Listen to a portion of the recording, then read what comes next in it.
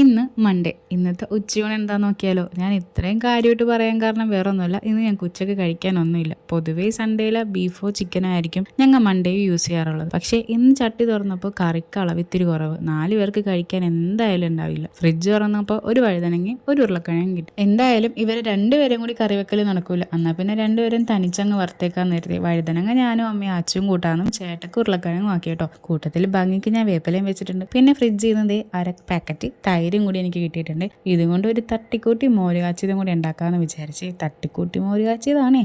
കാരണം വേറൊന്നുമല്ല കേട്ടോ. സമയം 12:30 1 മണിക്ക് ചോറ് കിടക്കണ്ടേ. അങ്ങനെ പറഞ്ഞു നിന്ന് സമയം പോയത് അറിഞ്ഞില്ല. നമുക്ക് ഉരുളക്കിഴങ്ങെല്ലാം വറുത്തെടുക്കാവേ.